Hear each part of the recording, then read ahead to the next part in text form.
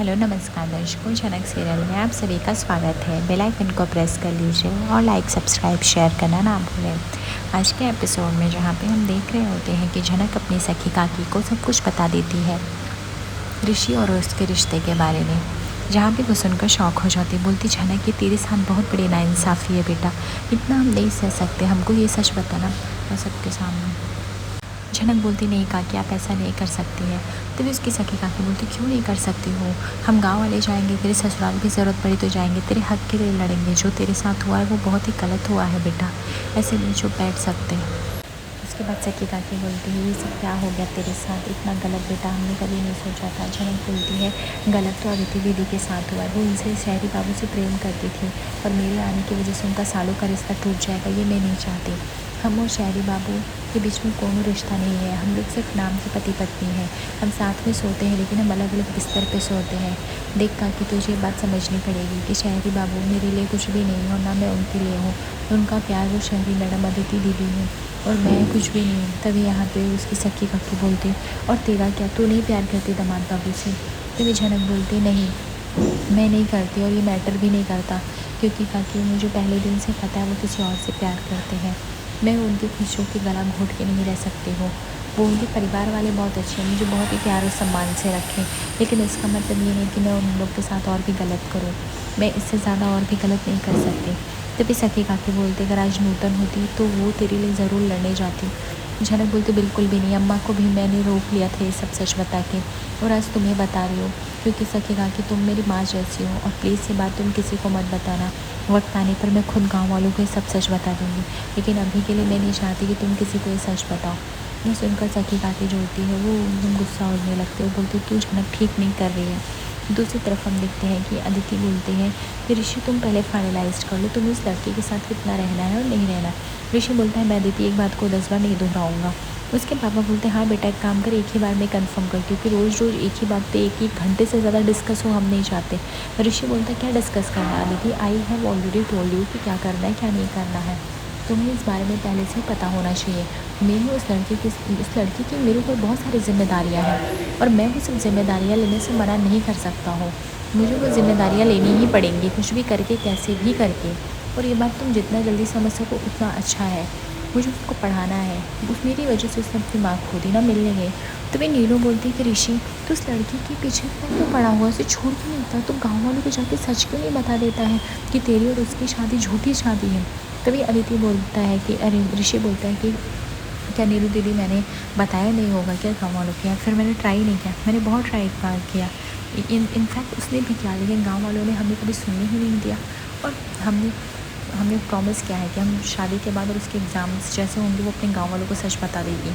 तो इसमें इशू क्या है, अदिति बोलती इशू है ऋषि, बहुत बड़ा इशू है, मतलब तुम और वो जब भी सामने होंगे पति पत्नी की तरह प्रिटेंड करोगे, और वॉट अबाउट मी, मैं चाहती हूँ हमारी शादी होने से पहले ये सब जितना ज़्यादा और जितना जल्दी क्लियर हो जाए उतना बढ़िया रहेगा, क्योंकि अब मैं इससे ज़्यादा और नहीं सोच सकती। जेठू आप मुझे बताइए कि ये सब क्या सही है, मुझे बताइए आप। तभी जेठू बोलते हैं देखो बेटा हम समझते सब सही नहीं, पर तुम भी समझो सर्कमटेंसेस हालात ऐसे हैं तो क्या ही कर सकते हैं। ऋषि बोलता है कि देखो अदिति तुम्हें समझना पड़ेगा, उसको पढ़ाई कराना पड़ेगा हमें, इससे ज़्यादा हमारे पास ऑप्शन नहीं। तभी नीलू बोलती है कि वो लड़की की जिम्मेदार बनोगी, घर में लाओगी, तुम लोग क्या कर रहे हो। तभी यहाँ पे अदिति बोलती है नीलू दीदी बात ये नहीं है कि वो घर में आएगी क्या करेगी, बात ये है मुझे वो ऋषि की लाइफ में नहीं चाहिए, हर रोज़ उसके बारे में बात कर करके मैं थक चुकी हूँ, मैं मेरी लाइफ पे कभी मूव ऑन करूँगी समझ ही नहीं आ रहा है, और ना ही मैं कुछ एकदम कंफ्यूज हो चुकी हूँ ऋषि, इनफैक्ट तुमसे मैं कंफ्यूज हो चुकी हूँ कि तुम्हें क्या चाहिए। तभी यहाँ पे सखी काकी बोलती है देख झनक तुझसे मैं वादा करती हूँ किसी को बताऊँगी, लेकिन मैं ये बात भी नहीं झेल पाऊँगी, तेरी नई नई शादी हो और ये सब हो गया, हम कभी नहीं सोचे थे। झनक बोलती है कि सखी काकी ज़बरदस्ती तो आप लोगों ने कराई थी ना शादी, तो भुगतना तो पड़ेगा ही मुझे, और इसका मतलब ये नहीं कि मैं किसी के साथ ज़बरदस्ती कर दूँ, और वैसे भी शहर में इसका कोई वैल्यू नहीं है, ज़बरदस्ती का शादी का 1% मोल नहीं होता है जब तक दोनों लोग राज़ी ना हो। इसमें शहरी बाबू राज़ी नहीं, मैं भी राज़ी नहीं, अदिति भी राज़ी नहीं, तो इसमें आप कुछ चाह के भी नहीं कर सकते। गांव के जबरन करने से कानून नहीं बदला जा सकता, बेहतर होगा कि हम लोग ये सच अपना लें, और खुद जल्द से जल्द मैं ये सच सबको बता दूँगी ताकि किसी को भी एक्सेप्ट करने में देरी ना हो और सब लोग समझ जाएँ मेरी बात को। आप समझ रही हो ना सखी काकी जो मैं बोलूँ। उसकी काकी बोलती, झनक क्या तू रह पाएगी शहरी बाबू से इतना दूर, हमने देखा है तुम लोगों को। झनक बोलती है मैं रह लूँगी काकी, कोई दिक्कत नहीं, मैं अपना परीक्षा दूँगी, मैंने डिसाइड किया है मैं गाँव में ही रहूँगी और यहीं रहूँगी, आप लोग के साथ रहूँगी, मुझे नहीं जाना शहर, मेरा दम घुटता है, शहर में क्या मिलता ही है, मेरी अम्मा को जो कुछ नहीं मिला मुझे कैसे मिलेगा। नहीं सुनकर सखी काकी कहती, मैं तुम्हारी माँ हूँ, मैं सब समझती हूँ, मुझे पता है तुम्हें शहरी बाबू से कितना प्रेम करती हो, पर तुम्हारा अगर यही डिसीजन है तो कोई बात नहीं, चलो तुम परीक्षा की तैयारी करो, मैं जाती हूँ। झनक जैसे अपने सखी काकी की बात सुनती है उसकी आंखों में आंसू आने लगते हैं और वह मन ही मन बोलती है कि सखी काकी मुझे माफ़ कर दो, मैंने आपसे झूठ बोला, जाने अनजाने में शहरी बाबू से मैं धीरे धीरे बहुत ज़्यादा प्रेम करने लगी, इतना करने लगी कि उनकी खुशियों के लिए मैं अपनी खुशियाँ भी नहीं सोच रही हूँ, मुझे माफ़ कर दो सब लोग शहरी बाबू, पर मैं अब इससे ज़्यादा और नहीं कर सकती, नहीं तो आपकी अदिति दीदी की शादी नहीं हो पाएगी। तभी नीलू बोलती है मुझे समझ में नहीं आ रहा है वो लड़की इस घर में आएगी कि क्यों, और एनीवेज अदिति और ऋषि की शादी करनी है, शॉपिंग भी करना है, वो सब मैं करूँगी। तभी वहाँ पे काजू आ जाता है और उसको देख के नीलू एकदम खुश हो जाती है, बोलती चलो काजू अच्छा हो तुम आ गए। तभी काजू बोलता पता नहीं कब शादी होगी, जल्दी जल्दी शादी हो। तभी नीलू बोलती कोई तुम्हें कोई जल्दी करानी है शादी, बोलता है ऐसे कैसे नहीं करवानी है, शादी हो गया अदिति बोलेगी तब तो जाके हमारा स्ट्रेस कम होगा, वरना हमें कितना स्ट्रेस है, शादी आज नहीं कल, कल नहीं परसों, कितने दिन से डाली जा रही है, मुझे घूमने भी तो जाना है ना अदिति बोली। तभी सब लोग हंसने लगते हैं, छोटे से बच्चे की आवाज़ सुनकर मानो सभी लोगों का स्ट्रेस उतरने लगता है, सभी लोग अपने आप को काफ़ी रिलीफ फील कर रहे होते हैं। मनी तो बोलती है अच्छा काम करो तो जाकर रेस्ट करो। तभी यहाँ पे ऋषि के बाबा बोलते हैं ये लो अब इन लोगों का भी स्ट्रेस बढ़ रहा है, छोटे छोटे बच्चों को स्ट्रेस आ रही है। नीलू बोलती है वही तो मैं बोल रही हूँ, इनकी शादी जल्द से जल्द करानी पड़ेगी। वैसे भी अदिति ऋषि तुम लोग की शादी की सारी फॉर्मेलिटीज़ हो गई थी, सारी रस्में हो गई, सिर्फ मेरी शादी बाकी है। तभी यहाँ पे अदिति बोलती सिर्फ मेरी एक शर्त है कि वो लड़की यहाँ पे नहीं आनी चाहिए। जेठू बोलते हैं देखो बेटा उसकी पढ़ाई कराना बहुत ज़्यादा ज़रूरी है। तभी अदिति बोलती है जेठू मुझे उसकी पढ़ाई से कोई प्रॉब्लम नहीं है, आपको भी पता है वो कहीं नहीं पढ़ी, दुनिया के किसी भी कोने में पढ़ी लिखी अच्छा काम करे, मुझे कोई प्रॉब्लम नहीं, लेकिन अगर वो इस घर में आएगी तो मुझे प्रॉब्लम है, वो इस घर के सिवा कहीं भी रह सकती है, मुझे नहीं पसंद। तभी ये सुनकर पुतुल बोलती क्यों वो इस घर में नहीं आ सकती, वो इस घर में आके पढ़ेगी तो क्या प्रॉब्लम हो जाएगा तुमको अदिति। अदिति बोलती क्यों पुतुल दीदी, मतलब मैं मेरे पति के सामने उसकी पहली वाली पत्नी से घूमती रहेगी, कैसी लड़की जिससे कभी शादी हुई थी, तो मैं आप चुपचाप सहती रहूँगी, मैं उस लड़की को देख के इनसिक्योरिटीज़ फील करने लगती हूँ और आप चाहती वो इस घर में मंडराती रही क्यों। पुतुल बोलती है जब भी तुम्हें पता है कि उसको ऋषि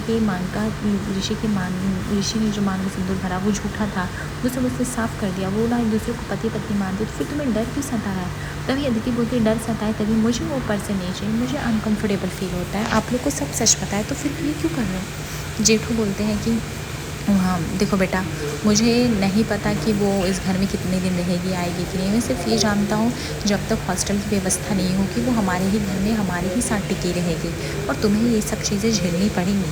तो ये सुनकर अदिति शौक हो जाती है कि जेठू इस तरह से पार्शियलिटी कैसे कर सकते हैं। दूसरी तरफ हम देखते हैं कि अदिति झनक को बहुत ही से फीवर आया रहता है, उसकी सखी काकी जो होती है बार बार ठंडी पट्टी कर रही होती ताकि उसे राहत मिले। पराशर एकदम घबराया हुआ रहता है। पराशर बोलता है कि मुझे लगता है दामाद बाबू को इन्फॉर्म करना पड़ेगा, अभी बिटिया का परीक्षा ख़त्म नहीं हुआ कि तेज से इतना ज़्यादा फीवर आने लगा, या तो मुझे सबको बताना पड़ेगा कि इसको क्या हो रहा है, मैं इतना ज़्यादा नहीं रुक सकता। जब इसकी सखी काकी बोलती है कि ये क्या बोल रहे हो पराशर, थोड़े दिन रुक तो जाओ। पराशर बोलता बिल्कुल भी नहीं, नूतन के साथ हुआ ऐसे, वो बुखार में तड़पती रहती गई, गांव में एक भी डॉक्टर ना मिला, उसको हमने खो दिया, अब हम अपनी बिटिया को नहीं खोना चाहते, बेहतर यही होगा कि हम उसको बुला लें, हम शहरी बाबू को कॉल कर लें, दामाद जी को बता दें। ये सुनकर सखी काकी बोलती पर पराशर जी तू बुलाएगा तो वो लोग क्या सोचेंगे तेरे बारे में, तो वो तो सोच। जब झनक ज्योति मना कर देती कहती नहीं बाबा ऑलरेडी उनकी काम की बहुत सारी छुट्टी हो गई है और उनको काम से निकाल दिया जाएगा और छुट्टी लेंगे, सरकारी अफसर है, हमारी वजह से एक बार हमारा एक्सीडेंट, अम्मा का डेथ हो गया, फिर मेरा एक्सीडेंट, फिर मेरा परीक्षा, अब वो थक गए हैं ये सब करके, उनको मत बताओ। तभी पराशर बोलता है एक काम करो इसका फ़ोन लेके आओ, हम चेक करके बोलते हैं। झनक मना करती रहती है, यहाँ पे सखी काकी को भी सच्चाई पता रहती तो वो भी मना कर रही होती है, लेकिन पराशर किसी की बात नहीं सुनता। जैसे ही वो फ़ोन देखता है तो बोलता है ये लो दामाद बाबू का 7-8 मिस कॉल आ गया, तुमने सुबह से कॉल क्यों नहीं उठाया।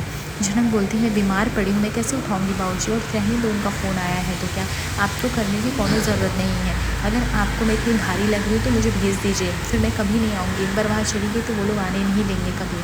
तभी यहाँ पे गंगा को शक होने लगता है कि झनक ऐसा क्यों बोल रही है।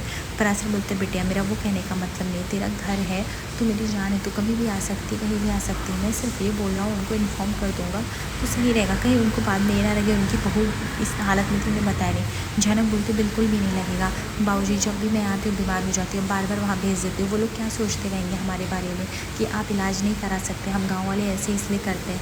मुझे नहीं करना, एक बार अगर मैं ठीक हो जाऊँगी ना बाबूजी, मैं खुद से चली जाऊँगी, पर अभी मुझे नहीं जाना। पर ऐसे बोलता है, पर बिटिया बात जाने की नहीं है, बात अच्छी फैसिलिटीज़ की है। यहाँ गांव में कुछ अस्पताल नहीं है, अच्छे डॉक्टर नहीं है, हम क्या करेंगे, तुमको लेके कहाँ जाएंगे। तभी यहाँ पे कंका बोलती है, अरे रे ये लड़की का पागलपन तो देखो, अगर अपने ससुराल ले जाएगी तो उसको बोलो कॉल करके बुला ले, आखिर यहाँ पे कौन ध्यान रखेगा इसका, इसकी माँ भी तो नहीं है। तभी परासर को गुस्सा आ जाता है। परासर बोलता है, कंका तुम अपना मुँह बंद रखो, ठीक है। यहाँ पे उसके ध्यान रखने के लिए उसके बाबूजी यानी परासर अभी जिंदा है और कर सकते हैं। मैं अभी फ़ोन लगाता हूँ, बोलता हूँ दमाजी को। तभी यहाँ पे सखी ज्योति डांट देती है परासर को कि परासर जब झनक बोल रही है मत करो तो मतलब मत करो, हो सकता है शहरी बाबू कोनो काम में बिजी हो जो उसको पता हो, इसीलिए मना करे। कंका बोलती पता नहीं कोई इतना काम में क्या बिजी हो सकता है जो वो कर रहा हो, आखिर अपनी बीवी से बड़ा कोई काम होता है। और ऐसे भी नूतन तो चली गई है और ये ठहरी मेहमान, और मेहमान कितने ही दिन ठहरेंगे, इसका थोड़ी कोई अपना लगा सगा है जो हमें करना है। परासर डांटता है, बोलता है कंका तुम अपना काली जबान क्यों नहीं बंद रखती हो, झनक मेरी बिटिया ही है, उसका इस दुनिया में उसका बाबूजी जिंदा है, जब तक मैं जिंदा हूँ उसके आगे पीछे भी किसी को आने नहीं दूंगा। नूतन चली गई तो क्या हुआ, मैं तो हूँ, मुझे नहीं, और प्लीज़ तुम यहाँ से चली जाओ। सखी को भी गुस्सा आता है कंका के इस बिहेवियर से। तभी यहाँ पे परासर बोलता है, सखी कुछ भी करो जल्दी जल्दी इसको ठीक करना है हमें झनक बिटिया को। सखी आके बोलती तुम चिंता मत करो, मैं ठीक कर दूँगी परासर, एक बार ठीक हो जाए सब कुछ तो हम बता देंगे सबको कि क्या है क्या नहीं है। तभी झनक बोलती है, और बाबूजी आप प्लीज़ चिंता मत कीजिए, मैं ठीक हो जाऊंगी, बुखार ही तो है। कंका को शक होने लगता है झनक के इस बिहेवियर पे फिर से। झनक सोच रही होती है कि बस मैं और नहीं बता सकती, अगर शहरी बाबू को सब सच पता चला तो वो दौड़ के चले आएंगे और फिर अदिति दीदी और उनकी शादी में रुकावट आ जाएगी, जिसकी वजह से अदिति दीदी और नफरत करने लगेंगे और वो फिर से शादी करने का प्लान नहीं बनाएंगी।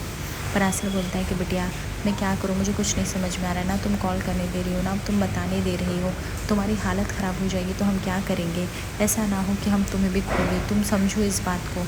तभी झनक बोलती बाबूजी आप चिंता करना बंद कीजिए, ठीक है, हमने दवाई खाई है, हमारा बुखार है उतर जाएगा। तभी वीर मंगल दामू कहते इसकी बात मत सुनो, ये बार बार ऐसे कहते कहते ठीक हो जाएगी और अपने पति को डिस्टर्ब नहीं करना चाहती। अरे शादी हुई है, कोनो जिम्मेदारी है कि नहीं उनकी। ये सुनकर झनक डांट देती, सबको बोलती बस करिए, आप लोग कितना परेशान करेंगे, जब मैंने एक बार कह दिया मुझे नहीं जाना, कहीं नहीं जाना, आप लोग को तो क्यों प्रॉब्लम हो रही हो, क्यों भारी लग रही हो मैं आप लोगों को, मैं अपने घर पे ठहरी हूँ ना, चले जाओ आप लोग यहाँ से। सखी काके जो के झनक का साथ देते हुए बोल देती हैं कि बस अब उसको परेशान कोई नहीं करेगा, आप लोग यहाँ से चले जाइए। परासर बोलता है कि सखी प्लीज़ तुम इसका ध्यान रखो, बिटिया तुम गुस्सा मत करो, हम सब जा रहे हैं बाहर, तुम बस आराम से रेस्ट करो। ये कह के वो चला जाता है सभी लोग। सखी वहाँ पे बैठी रहती है झनक के साथ और वो बोलती है झनक तू कितना झूठ बोलेगी बेटा, एक बार बुला लेते हैं तो ठीक हो जाएगी। झनक मना कर देती है, बोलती नहीं ऐसा नहीं कर सकते सखी काकी, शहरी बाबू और दीदी की आज शादी होने वाली है, अगर मैंने ऐसा कर दिया उनकी शादी टूट जाएगी। ये बात आप किसी को मत बताइएगा और मेरे बारे में भी मत बताइए, मैं चाहती हूँ वो लोग खुश रहें। आज रात के एपिसोड में देखेंगे जहाँ पे परासर बार बार ऋषि को कॉल लगाता है और ऋषि यहाँ पे दूल्हा बन के तैयार होता है, जहाँ पे उसकी दाई जो होती है वो बोल देती है कि बड़े अस्पताल में लेके जाओ वरना जान नहीं बचेगी। देखते हैं कि क्या ऋषि आएगा अपनी शादी तोड़ के फिर से झनक से मिलने या नहीं। आगे एपिसोड पे से बने रहिए दर्शकों, लाइक और सब्सक्राइब शेयर करना ना भूलें। धन्यवाद।